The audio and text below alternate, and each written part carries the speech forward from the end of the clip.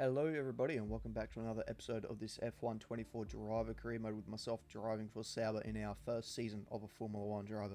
If you did miss the last episode around Australia, it was our first career victory for Lando Norris. He claimed victory by only 0.2 of a second ahead of Max Verstappen after his multiple overtakes for the victory on the final lap of the race. Another final lap overtake was for Oscar Piastri to get himself up on the podium. The home hero gets himself up into P3 on the final lap of the Grand Prix to get a double McLaren podium. For myself, it was points at my home race, a very good drive back through the field after having a bit of an issue very early on in the race with Carlos Sainz going for a bit of a spin, and unfortunately Yuki Tsunoda also getting carried away in that one too. So points for Bottas were on the cards possibly, but unfortunately he ended up coming in P13, just shy of a points finishing position. Alonso had his second DNF of the season. Perez was also a non-finisher in the Australian Grand Prix. As now we get ourselves ready to go ahead into the Japanese Grand Prix race weekend, but first we've got our first secret meeting of this series. I have no clue who's interested in us at the moment. We have been performing very well in our first few rounds of our career, scoring points on 2 occasions now in what is meant to be deemed the slowest car on the grid. So I'm very keen to see who's got their eye on us and if we can try and make this and get ourselves further up the grid, because the goal is to be a driver's champion. And it is going to be RB that is interested in us coming up. So this is actually going to be a very interesting negotiation series, because if you do remember, I said in the first episode, our F2 series, we were part of the Red Bull Driver Academy, and the reason we're driving for Sauber is because we won the F2 championship, hence we can't drive in Formula 2 again, and Red Bull did not have a seat available for us, so we have gone to Sauber to replace Zhou, and I'm very keen to get ourselves back into the Red Bull family, because at the moment the Red Bull is the car to be in, and this could possibly be the beginning of the road to get myself back into a Red Bull here. So if we take a look at the constructors standings at the moment, with my 2 point scoring finishes so far, we are higher. Well, Sauber is currently higher in the constructors compared to RB, and I'm also ahead of both Tsunoda and Ricciardo in the driver's standings. So it's very early on. I'm going to continue the talks because, as I said before, it is going to be a way back into the Red Bull family after not getting a seat after my F2 season. So we'll continue the talks, keep the door open, and we'll keep our options open. You never know. If we continue the perform really good, Red Bull down the track may come straight to us and we won't have to go through RB first. So yeah, we'll see how we go. Scouring the socials and asking around, and I'm delighted to say that the team are none the wiser about us chatting with anyone else. And the meeting went well too. I know. I'm amazing. You're welcome. As we now take a quick look here in our R&D here, so really the only thing I can get done here is a little bit in the durability. I really want to be focused on the durability, because I think it's so far been every single Grand Prix we've had a tyre pressure sensor issue, so I really want to try and get rid of those little issues, because it's not a great feeling knowing that you're already in one of the slowest cars on the grid and you get those little issues start creeping in. So I want to try and negate those. So we're going to have a look here at the gearbox reliability testing. Just get the car reliable, ensure that we can maximize whatever we get, because I don't want to be in a possible point scoring position then for the car to be the issue. So yeah, to maximize our good weekend results, we're going to be heading down on the durability, reliability, make sure that's all up to good. As we take a look now at our specialist, so the power unit consultant, we're going to use ERS for 35 seconds, material fabrication planner, five laps in practice to be driven, easy peasy. Quality assurance tester, 45 seconds in 4th gear around Suzuka. That should actually be fairly easy. Quite a few corners will require maybe a little bit of coasting in 4th, so we'll have to see how we go, especially around Spoon. I generally use 4th gear a little bit there. The strategy analysis as well is going to be to perfect a race strategy. That's going to be a fairly simple one to get done as well. And we're going to head forward now towards the race weekend, and you'll see there the cylinder head was completed, so that's another upgrade that's going to be on the car ready for Suzuka, hopefully, to continue a point scoring streak here. We'll have to see how we go. And taking a look at the weather, actually, it's going to be a wet race. It's meant to clear up towards the end, and it's going to be a dry qualifying, so I'm probably going to be leaning more towards a wet race setup, just because it looks like it's going to be wet for a majority of the Grand Prix. I'd rather compromise qualifying just a tiny little bit to ensure for that majority of when it's going to be wet that we are going to be nice and quick. As we take now a look at the R&D charts now, so Red Bull remain the fastest car, but McLaren have also brought in a few upgrades here, and they've put away from Aston Martin. Aston Martin have also jumped both the Mercedes and the Ferrari, so the Aston's now the third fastest car, and the RB, they're kind of still stuck between the Formula A and Formula B brackets, but I'm sure that a few upgrades will probably get them either closer to the Formula A, or depending how Formula B goes, they could fall into the grips of Formula B as well. And speaking of Formula B, it's extremely close between the Haas, the Williams, Alpine, and ourselves in the Sauber there. So we're still the slowest car on the grid, but we're well and truly pretty much on equal terms with the Haas and the Williams and the Alpine. A warm welcome everybody from a venue that has seen plenty of sensational laps over the years. Remember, Verstappen in 23, Vettel in 2019, some phenomenal pole laps. But whose will it be today? And here we are in qualifying, coming to the end of our first flying lap. And as we cross the line, it was a half-decent lap, and it's going to put us P10 at the moment behind Ricciardo and Esteban Ocon, and just ahead of Nico Hülkenberg. But as on our second flying lap there, going into the hairpin, Oscar Piastri sets a fast lap, but we locked up the rears, and so somehow still managed to find a little bit of time in that one. And so that one's going to put us pretty much back to P17. So it's not looking too good for us at the moment if we want to make it into Q2, as now we're on our final flying lap, and Max Verstappen blocks us into a fast corner. I was trying to leave it to the very last second to back out of it, and I thought he might have be pulling out of it to let us through, but unfortunately that was not the case. So a very close moment there with Max Verstappen, and he's going to get ahead by 0.02 of a second. And for ourselves, unfortunately, we're knocked out with Nico Hülkenberg, Alex Albon, Valtteri Bottas, our teammate. So both Sauber's out, Logan Sargent as well. So we're 0.2 slower than our teammate. Welcome along then to the magnificent Suzuka International Circuit, a stone's throw away from Issa Bay in the beautiful Japanese countryside. What surprises lie in wait for us today at the Japanese Grand Prix? We're southwest of the city of Nagoya today at a wet and windy Suzuka circuit.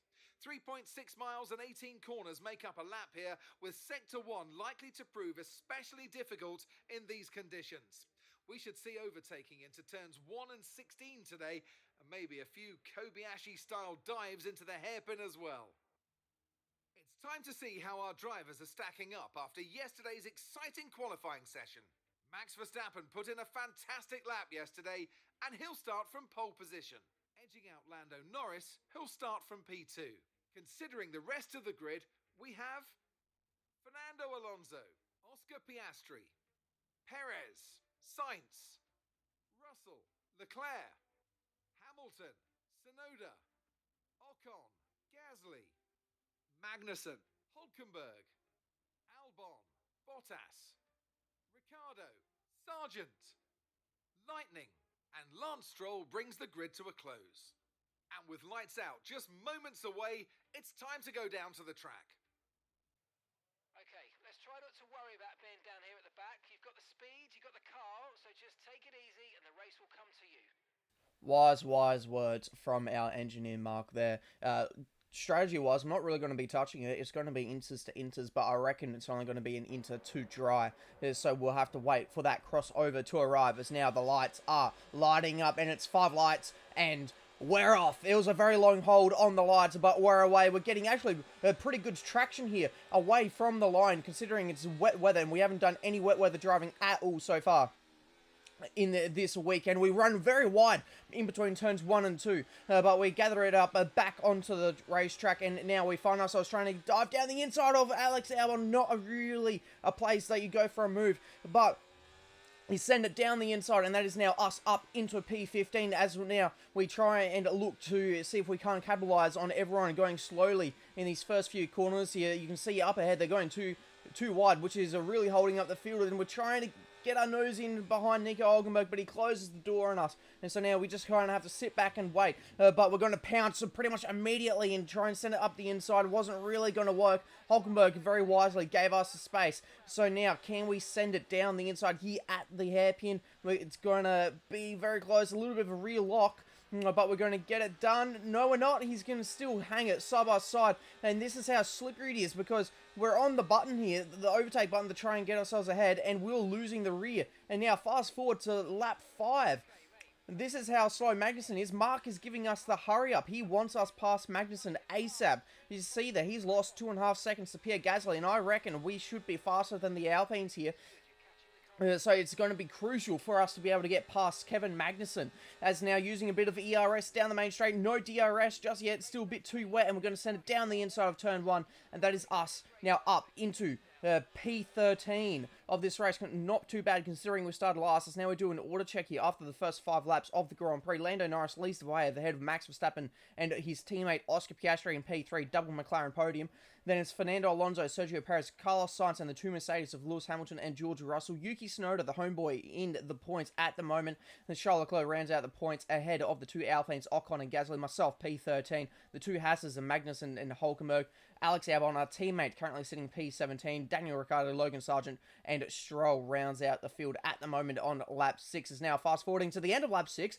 Lewis Hamilton's looking to get by Carlos Sainz, and Sainz has gone straight ahead at the final chicane there, and that is going to be Sainz losing the position to Hamilton, and we're going to ride on board and see what happened. And it was a slight little lock and then a double front lock, so very unfortunate there for Carlos, probably just feeling a bit of pressure there from the 7-time world champion Lewis Hamilton. It's lap 7. We're going to pull into the pits so very early compared to when we're meant to, based off the inter-to-inter strategy. So I was really struggling on these inters, so I'm going to make a gamble here that we're going to go onto a hard set of tyres. So we're going onto the dries, and I saw the amount of spray coming off the tyres as we were pulling away. That did not look very good at all. Got a feeling we've come in maybe a tad too early, maybe a couple of laps too early. The track is definitely dry, but is it dry enough for slicks here is the question. We're a bit understeery through turns 1 and 2. A little bit ginger on getting the throttle down. The car is a little bit slidey, it's kind of flat sliding a little bit, and you can see them really soaring away at the steering wheel to try and get some front temperature in, and we're just going to understeer and get onto the curb, and that was, this has just not been very good. And so, very next lap, a lot of people have come in now for the hards as well, so maybe we've just triggered something. It's now Alex Albon's ahead of us, and we're going to dive it down the inside into turn 2, and that is a very opportunistic move for Alex Albon, who looks like he was possibly struggling on those very cold, hard set of compound tyres. As now Lando Norris, the race leader, he is in. So I reckon the crossover has been here, and the field has realised that now we're back behind Kevin Magnussen. We're going to send a dive down into the hairpin. We're going to lock up the rears, get it stopped, no contact made. But Magnussen's going to get the better exit on us. So we're going to tuck in back behind into the slipstream. We're going to ease off the RS just for now, and maybe, just maybe, use a little bit more. Well, we don't even need it. The slipstream's that good. We're going to send it down the inside at Spoon, and that is going to be us up into P14. And Alex Albon has actually followed us through on Kevin Magnussen as well. It's now after the pit stop window. This is what the field looks like. So it's Lando Norris ahead of Max Verstappen and Oscar Piastri still. So the top 3 hasn't changed. Fernando Alonso, Sergio Perez, then the 2 Mercedes of Lewis Hamilton and George Russell, then the 2 Ferraris of Carlos Sainz and Charles Leclerc. And Yuki Tsunoda still sitting in the points, so the home hero is possibly still going to get some points here in this Grand Prix. And then Esteban Ocon, Nico Hulkenberg, Pierre Gasly, myself in P14, so we've lost out in that pit stop window. And Alex Albon, Kevin Magnussen, our teammate, still P17, Daniel Ricciardo, Stroll, and now Sargent is last on the road. As now, Mark is asking us to be a bit more consistent, so we're currently stuck behind Pierre Gasly, and so I don't know if it's because we've caught up to the back of him, and we're now not lapping very consistently, being in the dirty air of him. So now Mark's asking us to be a bit more consistent, so that is going to make it a bit more important for us to get ahead of Pierre Gasly, as now we're looking to the inside at turn 1, and that is going to be us up into P13 now, so where we were before the pit stop window. So it's taken us that long, nearly 8 laps, to get us back into where we was. Now Pierre Gasly is coming back at us. He's going to go down the inside of 130R. We're going to hang it around the outside. too wide through 130Rs. Pretty impressive things, as now Pierre Gasly will get the move on us going into the chicane. And we're going to have a little bit of a wiggle on the exit. And look how much that's going to compromise our exit. Pierre Gasly's absolutely bolted 7/10 of a second ahead.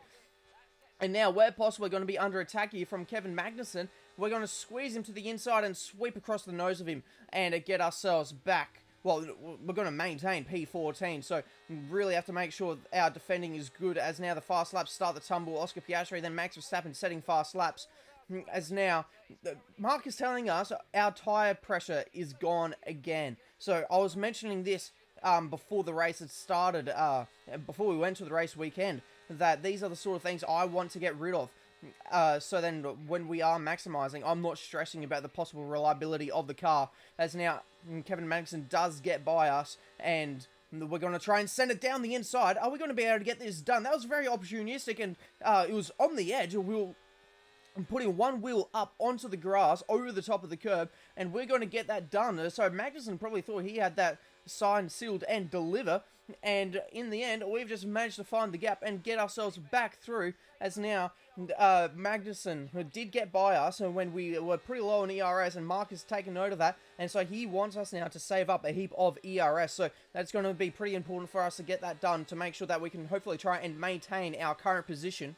But in the end, I don't really think it's going to matter, because Magnussen breezes around our outside using a bit of DRS, and unlike last time, we are unable to try and flick it back down the inside to get back up ahead of Kevin Magnussen. Now, Alex Albon's looking to get by us. We're going to have to try and block off our teammate as well. I'm not losing two positions here at the same time. Alex Albon, though, did get ahead of us, and we're going to send it down the inside here at the chicane, and we're going to run him out of room a little bit and try and compromise his exit so we don't get done with the DRS down the main straight. And heading on to lap 21 now, you can see that we have managed to get the ERS completed. So very important thing for us to get done to make sure that we can try and defend our way to the end of this Grand Prix and try and maintain our current position, as Fernando Alonso now gets himself up onto the podium, finally past Oscar Piastri by going down the inside at turn 1. Back on board with ourselves. It's lap 23. We've got our teammate all over the rear of us, and he's going to go down the inside. We're going to try and hang around the outside, and he's going to come back across the track, and he's hit us, and we're very lucky that we managed to keep it out of the wall, but we have lost everything. We are now last by a margin, and that is our race pretty much done now. I don't see how I can recover from this, because it's going to take about half a lap for the tyres to get clean, back up the temperature, and by then we're going to lose so much time. And yeah, Valtteri turned in too early, went in a bit too sharp, too hot, understeered wide, and hit us. And this is on board from Albon, and yeah, it was just messy. Now on board with ourselves, yeah, Valtteri's gone in very shallow. We've gone in for a bit of a wider entry. We've left him plenty of room there. Of course, we could have gone even more wide, but we shouldn't be expecting him to come back across the track like that. So yeah, very lucky that we didn't end up in the wall for ourselves. As now Oscar Piastri is looking to get himself back onto the podium, and he's going to go around the outside of Fernando Alonso. He's going to be able to get this done, because it will be, I think, the first time this race we've seen an around the outside move done through there. They're still side by side, and are they possibly going to go this entire section side by side? They're still going at it. Sergio Perez is sitting behind him, probably waiting for them to take each other out so that he can take the 2-for-1. And in the end, Oscar Piastri is going to get that position away from Fernando Alonso. So that's Oscar back up into P3, as now Max Verstappen is going for the lead. Just like the last race in Australia, Max Verstappen's waited all the way to the very end to make his move for the race lead. But this time, could Lando Norris come back at him and make it 2 in a row, as George Russell goes down the inside of Carlos Sainz to get himself back up into P7. As now we come onto the final lap of the Grand Prix. Max Verstappen through the final set of corners. He's going to come around the final corner to claim victory in Japan, followed by Lando Norris. So it is Max Verstappen 1, Lando 2. Can Oscar Piastri hold on to P3 ahead of Fernando Alonso? Yes, he can. Double McLaren podium. And for ourselves, it was looking like it could have been a P13, P14, but in the end, it's last. Such a disappointing race.